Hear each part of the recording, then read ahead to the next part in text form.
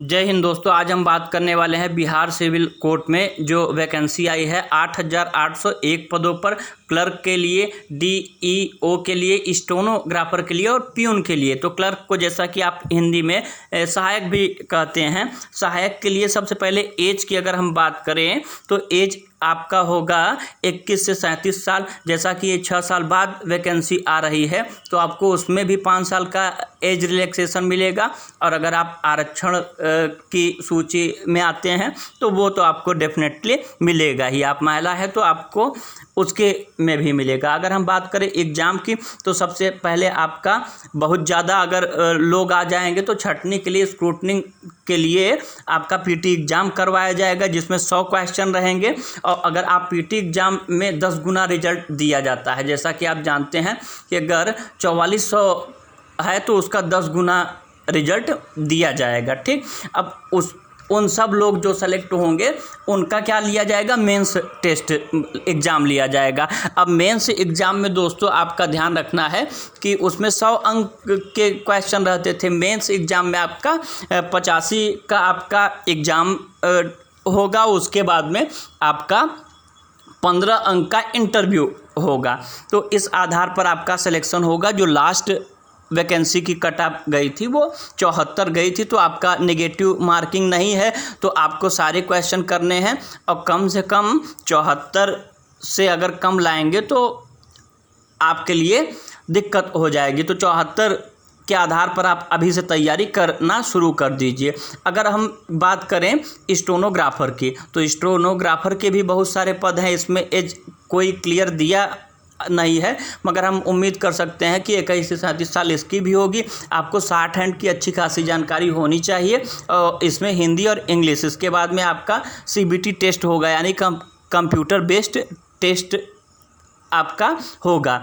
और इसके जो होगा इसके बाद में कोर्ट रीडर की जो जॉब होती है उसमें भी आपकी टाइपिंग हिंदी इंग्लिश की आनी चाहिए, प्लस उसके बाद में आपका सीबीटी एग्ज़ाम होगा और फिर इंटरव्यू भी आपका होगा। ठीक, अब इसके बाद में आ जाते हैं हम प्यून पर। जैसा कि आप जानते हैं प्यून का भी अगर आप देखेंगे तो सैलरी बहुत ज़्यादा है।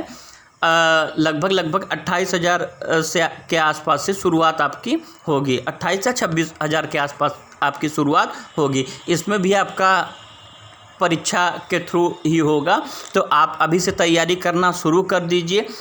अगर हम पोस्ट की बात करें तो क्लर्क का 4434 है, स्टेनोग्राफर का 1562 पद हैं। अगर कोर्ट रीडर की बात की जाए तो 1132 है और प्यून की बात की जाए तो 1673 हैं। और इसका आपका सबसे पहले जैसा कि अलग अलग बता चुके हैं टेस्ट होगा। अब जैसा कि आप जानते हैं आपका सिलेक्शन कैसा होगा। जैसा कि आप जानते हैं कि बिहार सिविल क्लर्क में अगर आप एज सहायक सेलेक्ट होते हैं तो आपको पता ही होगा ग्रेजुएट लेवल की ये पोस्ट है और आपको कंप्यूटर की भी जानकारी होनी चाहिए। जैसा आप जानते भी हैं कि बिहार के 38 जिलों में 38 डिस्ट्रिक्ट कोर्ट हैं तथा बहुत सारे सब डिवीज़न कोर्ट भी हैं। पूरे बिहार को 6 जोन में बांटा गया है। आपका अगर सिलेक्शन होता है तो उसी 6 जोन में से कहीं पर आपका सिलेक्शन होगा। और अगर क्लर्क की बात की जाए सैलरी की तो 7th पे के आधार पर लेवल 4 में आपको रखा गया है। यानी कि अगर सब कुछ मिला ले, बेसिक सैलरी तो आपका 25,000 रहेगी, मगर अगर अलाउंस से लेकर सब चीज़ मिला लिया जाए तो आपका 35,000 के आसपास आपकी शुरुआत होगी। ठीक, अब इसके बाद में आपको अगर लाइव क्लासेस चाहिए, अन्य कोई भी प्रकार की जैसे नोट्स है और फ्री लाइव क्लासेस चाहिए तो आप कमेंट करिए। आपका नया बैच शुरू हो गया है, उसके आधार पर आपको पीडीएफ और अन्य सारी चीज़ें प्रोवाइड करवाई जाएंगी जिससे कि आपका जो एक सरकारी नौकरी पाने का रास्ता है वो और अच्छे से क्लियर हो सके। मेरा यही उद्देश्य रहता है दोस्तों कि आपको वो जानकारी देना जो जानकारी आपके लिए फ़ायदेमंद होगी। जैसा कि ये वैकेंसी के संदर्भ में मैंने 15 दिन पहले भी एक वीडियो बनाया था, आप जाकर उसे भी देख सकते हैं।